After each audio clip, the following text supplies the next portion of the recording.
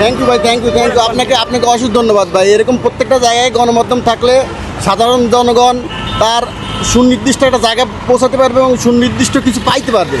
এখানে 500 টাকার তেল দেওয়ার কথা ছিল, মাঝখানে বন্ধ করে দিয়েছিল। আপনি না আসলে তো ভাই এটা পাইতাম না আমরা। সাধারণ জনগণের পাশে আপনারা থাকেন, আপনাদের পাশে সাধারণ জনগণ থাকবে ভাই বলে আমার প্রত্যাশা। আমি অবশেষে মানে 4-5টা পাম্প ঘুরছি, তারপর তেল পাইছি। আচ্ছা, এখন তেলের যে যদিও দাম বাড়ায় নাই, আগের মতো আছে, কিন্তু আপনার তেল সংকট খুবই।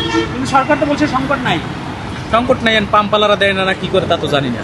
দেখেন, আসলে এটা বৈশ্বিক প্রবলেম, সবাইকে একটু স্যাক্রিফাইস করতে হবে। শুধু শুধু নিয়ে বুস্ট আপ করার দরকার নাই, যতটুকু নিট ততটুকু পাইলে হয়েছে। তো আমি 500 টাকা পাইছি, আমার আসলে পার্সোনাল ইউজ তো ধরেন 15 দিন যাবে। যাইতেছিলাম ওদিকে শ্যামলির দিকে, পরে ওদিক থেকে দেখলাম যে এদিকে তেল দিচ্ছে, তাই টেকনিক্যাল ঘুরে এখানে আসলাম।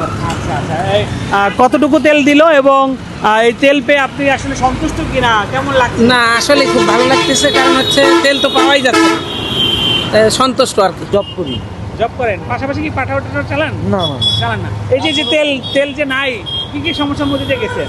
সমস্যা তো আছে ভাই, বাড়িতে যাইতে পারতাছি না ঠিক মতো, আওয়া যাওয়া মনে করেন ঝামেলা হইতাছে, একটু বেড়ানো যাইতে পারতাছি না। বাসা থেকে ডাইরেক্ট আসছি, আর কোথাও যাইনি। তেল পাবেন ভাবছিলেন? হ্যাঁ, ভাবছিলাম। খাই দেন আমরা।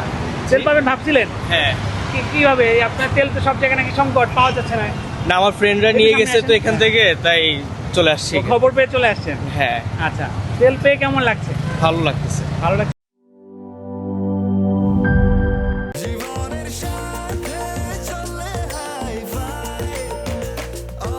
স্বাস্থ্যকর অল টাইম, সব সময় অল টাইম হেলদি লাইফ।